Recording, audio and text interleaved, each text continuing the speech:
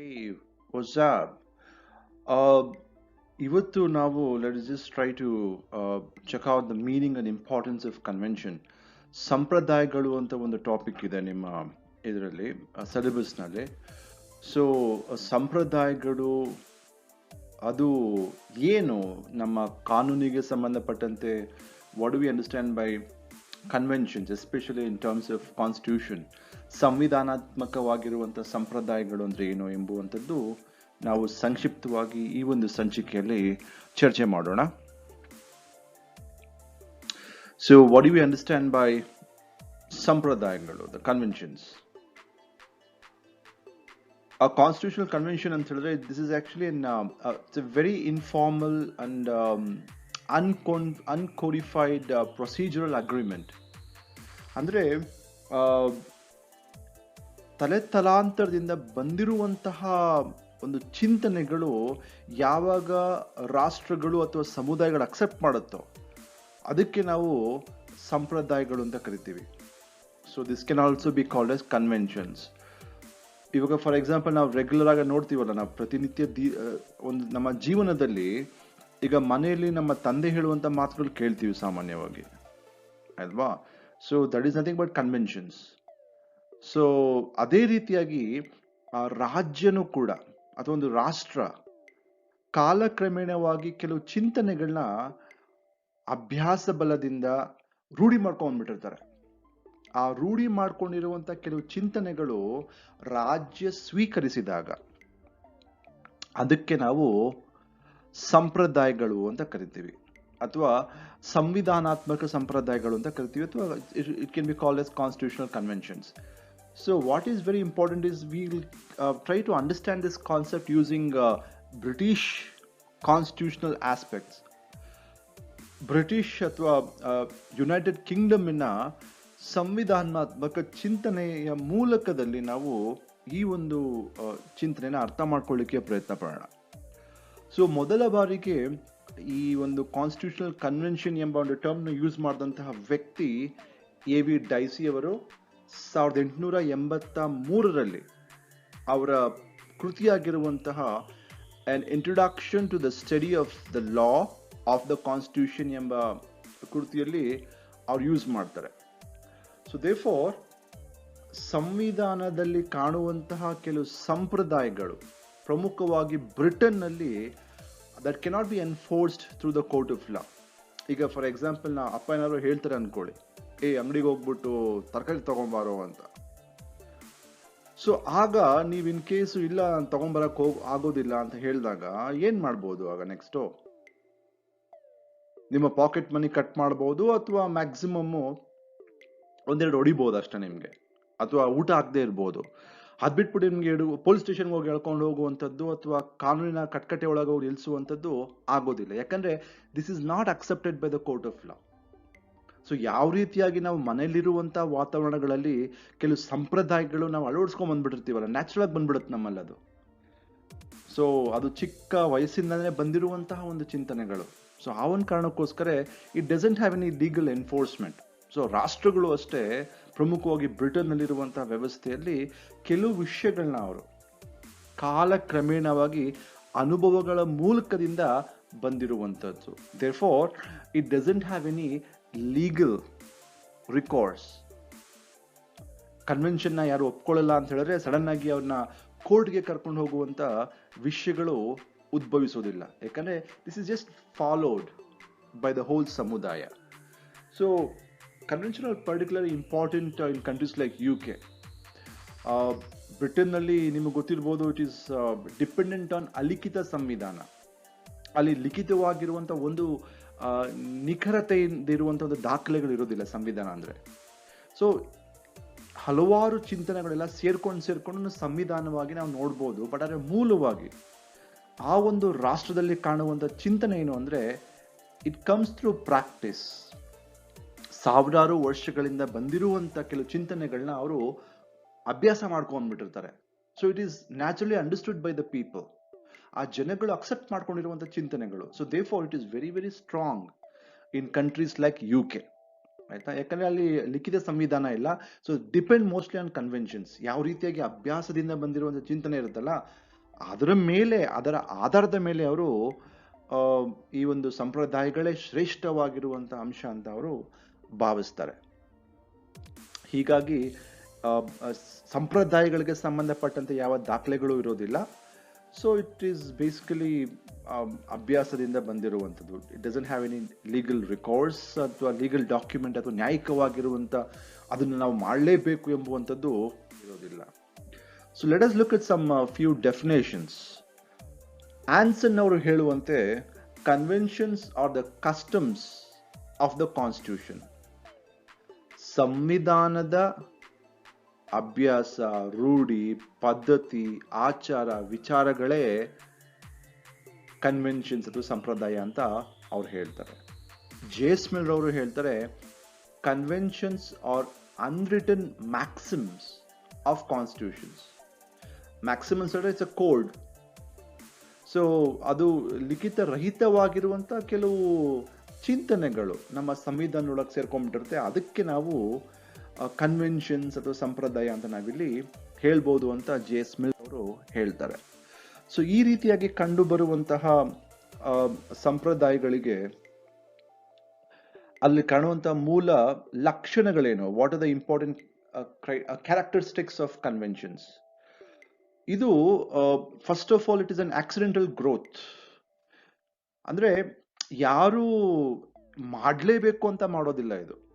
ಅದು ಆ ಒಂದು ಸಮಯಕ್ಕೆ ತಕ್ಕಂತೆ, ಸಂದರ್ಭಕ್ಕೆ ತಕ್ಕಂತೆ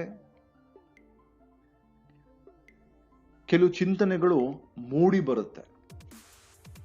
ಸೊ ಇದು ಯಾವಾಗ ಆ ಒಂದು ಸಮುದಾಯ ಸ್ವೀಕಾರ ಮಾಡುತ್ತೋ ಆಗ ಕಾಲಕ್ರಮೇಣವಾಗಿ ಜನರೇಷನ್ಸ್ ಟು ಜನರೇಷನ್ ಅದನ್ನ ಫಾಲೋ ಮಾಡಲಿಕ್ಕೆ ಶುರು ಮಾಡ್ತಾರೆ.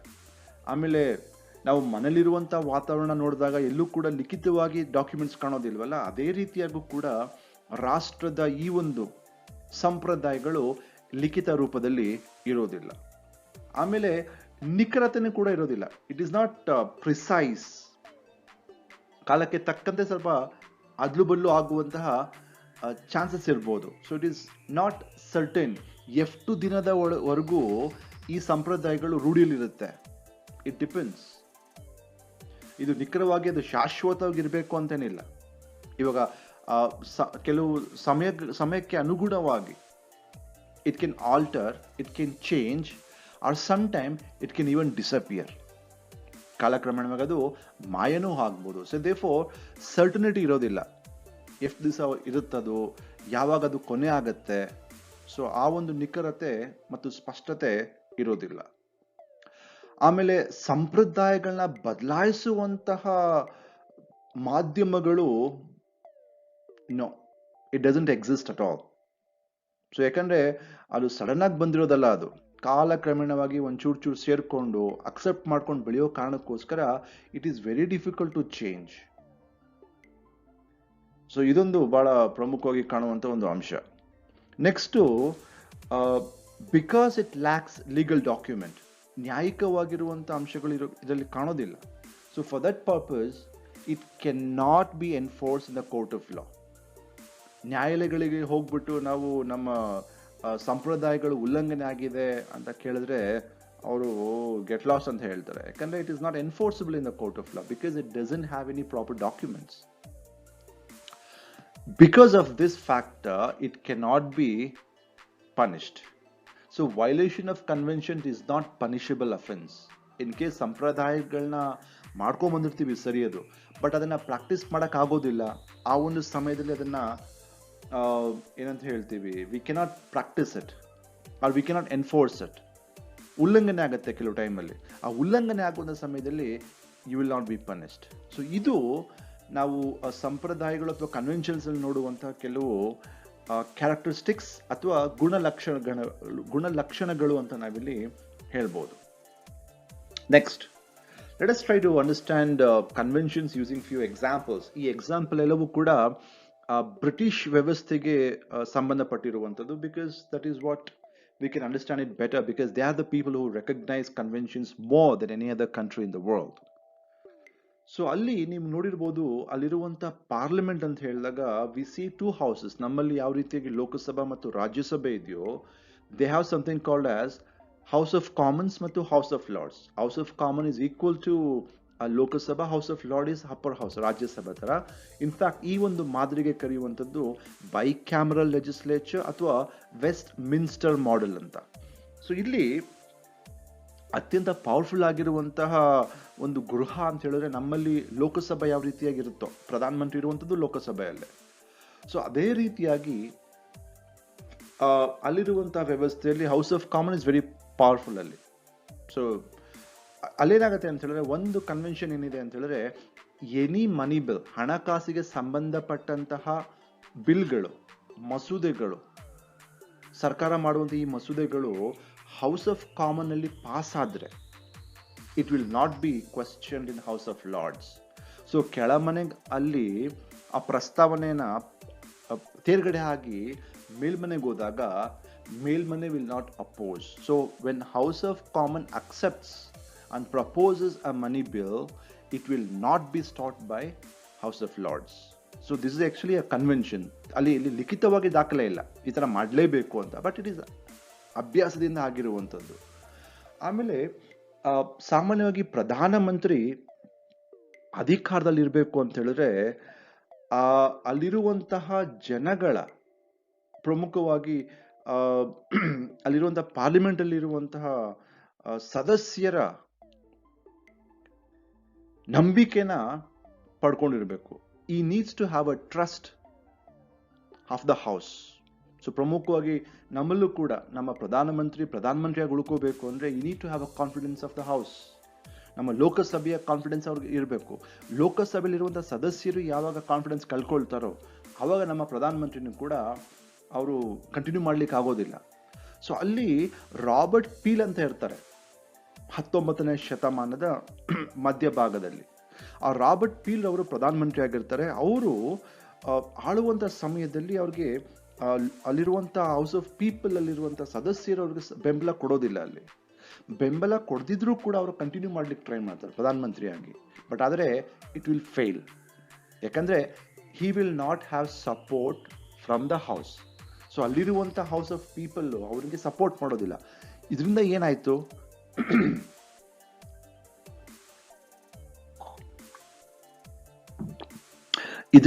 ಅಂತ ಹೇಳಿದ್ರೆ ಇವಾಗ ಇರುವಂತಹ ಒಂದು ಸಂಪ್ರದಾಯ ಏನು ಅಂದ್ರೆ, ಪ್ರಧಾನಮಂತ್ರಿಯಾಗಿ ಉಳ್ಕೋಬೇಕು ಅಂದ್ರೆ ಅವರಿಗೆ ಹೌಸ್ ಆಫ್ ಪೀಪಲ್ ಇಲ್ಲಿರುವಂತಹ ಸದಸ್ಯರು ಬೆಂಬಲ ಸಿಗಬೇಕು ಸಂಪೂರ್ಣವಾಗಿ. ಯಾವಾಗ ಬೆಂಬಲ ಬೀಳುತ್ತೋ ಆಗ ಅವರ ಅಧಿಕಾರ ಮುಗ್ದೋಗುತ್ತೆ. Next, Pradhanamantri is a leader of the party with an absolute majority of seats in the House of Commons. So therefore, Pradhan Mantri ಹೇಗೆ ಆಯ್ಕೆ ಮಾಡ್ತಾರೆ ಅಂತ ಹೇಳಿದ್ರೆ, is a member, is a leader of the majority party.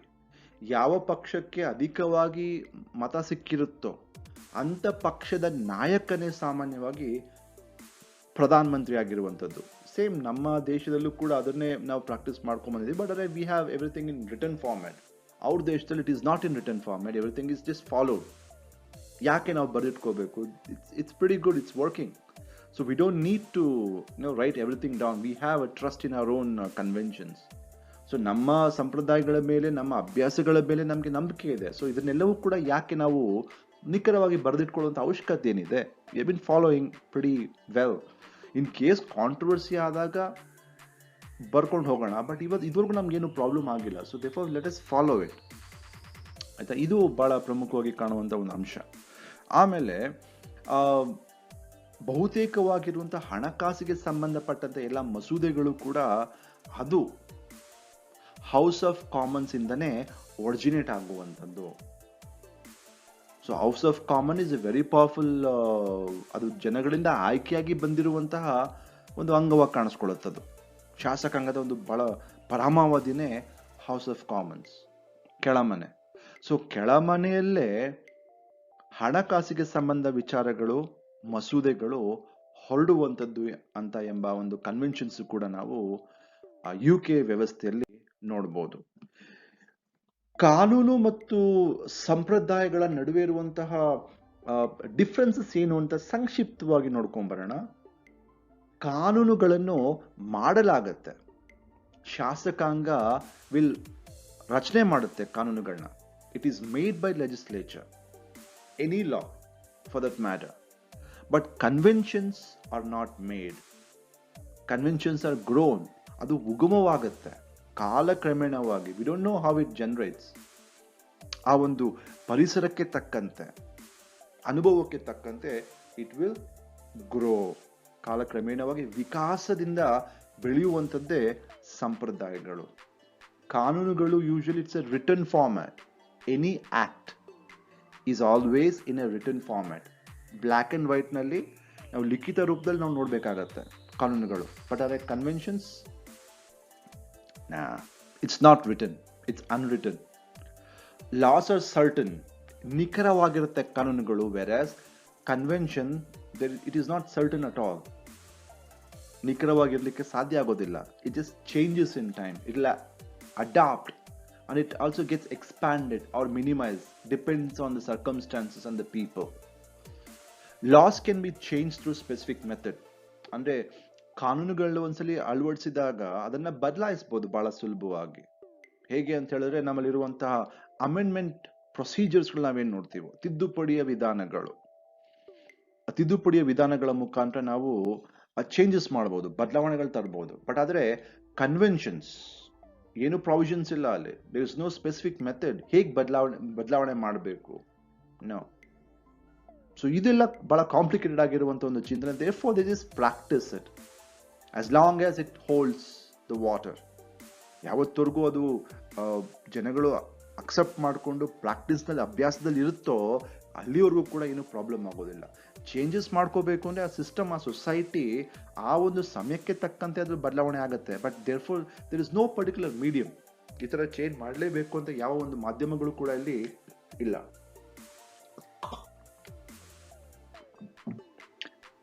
ಕಾನೂನುಗಳನ್ನ ನ್ಯಾಯಾಲಯಗಳು recognise ಮಾಡುತ್ತೆ.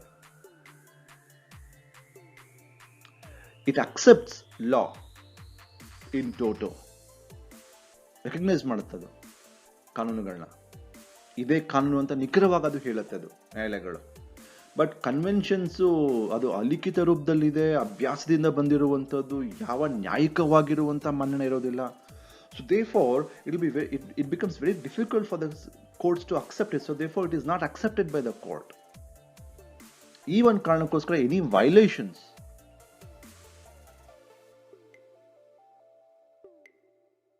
of law is punishable offense. ಯಾವುದೇ ಕಾನೂನುಗಳನ್ನ ಉಲ್ಲಂಘನೆ ಮಾಡಿದಾಗ ಏನ್ ಸಿಗುತ್ತೆ? ಶಿಕ್ಷೆ. Whereas ನೀವು ಸಂಪ್ರದಾಯಗಳನ್ನ ಉಲ್ಲಂಘನೆ ಮಾಡಿ, no ಶಿಕ್ಷೆ, because it is not enforceable by the court of law.